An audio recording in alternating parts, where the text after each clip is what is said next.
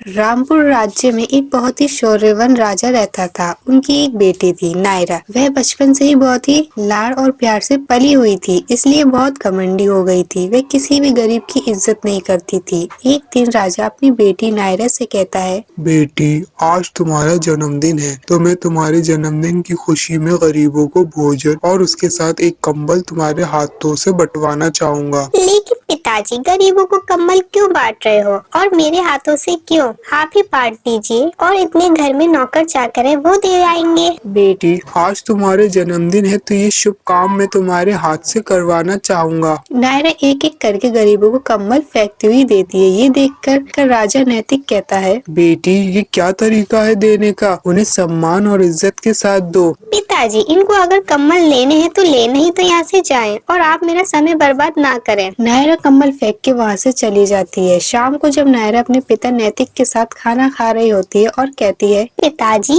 कैसा खाना बनवाया है आपने मेरे जन्मदिन पर? ये भी कोई खाना है? मैं नहीं खा रही इस खाने को। नायरा खाना फेंककर वहाँ से चली जाती है। ये सब देखकर नैतिक बहुत उदास होता है और कहता है, शायद मेरी ही गलती है। मैंने अपनी बेटी को लाड़ प्यार की वजह से उसे गरीबों की इज्जत करवाना नहीं सिखा पाया। तभी गांव की एक बूढ़ी मासी आती है और कहती है, सरकार, अगर आप बुरा न माने तो मेरे पास एक उपचार है। अगले दिन राजा नायरा को लेकर एक पास के गांव में चला जाता है। बेटी राजकुमारी, अब हमें इसी गांव में रहना पड़ेगा। पिताजी, आप ये क्या कह रहे हो? मैं इतनी छोटी सी झोपड़ी में कैसे रहूंगी? लेकिन बेटी, हमारे पास और कोई उपचार नहीं है, हमें यहीं रहना पड़ेगा। और मैं अपने महल को वापस करने के लिए कुछ समय के लिए बाहर जा रहा हूँ, तुम अपना ध्यान रखना। पिताजी, मैं यहाँ कैसे रहूंगी? बेटी, मैं तुम्हारे साथ मासी को छोड़कर जा रहा हूँ, वे तुम्हारा ध्यान रखेंगी। मैं किसी बुढ़िया के साथ नहीं रहूंगी। अब राजा नैतिक वहाँ से चला जाता है। थोड़ी देर बाद नायरा इधर उधर खाने के लिए देखती है, लेकिन नायरा को कुछ भी खाने के लिए नहीं दिखता है और बाजार से वह कुछ सामान खरीदने जाती है। अंकल, मुझे कुछ राशन दे दीजिए। अच्छा बेटी, ये लो। नायरा सामान लेकर जैसे ही जाती है तभी दुकानदार कहता है, अरे, मेरे पैसे तो दे जाओ। अंकल, मेरे पास तो पैसे नहीं है। तो फिर ये सामान क्यों लेकर जा रहे हो? बिना पैसे के मैं किसी को सामान नहीं देता हूँ। लेकिन अंकल, मुझे बहुत तेज भूख लगी है और मेरे पास पैसे भी नहीं है। अगर आप मुझसे कुछ काम करवाना चाहते हैं तो मैं वह कर सकती हूँ। चलो तो तुम मेरे साथ चलो, मेरे खेत का कुछ काम रह गया है, उसको तुम पूरा कर दो और मैं तुम्हें राशन दे दूंगा। नायरा खेत जोतते हुए वह सोचती है, मैं कितनी गलत थी। आज मुझे पता चल रहा है कि खाने की कीमत क्या होती है और ये इंसान कितनी मेहनत करता है। नायरा सारा काम खत्म करके राशन लेकर चली जाती है। शाम को जब नायरा सो रही होती है तभी पड़ोस से एक बूढ़ी मासी आती है और नायरा को बुखार में देख वे राजा को बुलाती है। गांव के सारे लोग नायरा के पास आ जाते हैं और नायरा को ठीक करने में लग जाते हैं। अगली सुबह जब नायरा उठती है तो सबको अपने पास देखकर हैरान हो जाती है। बेटी,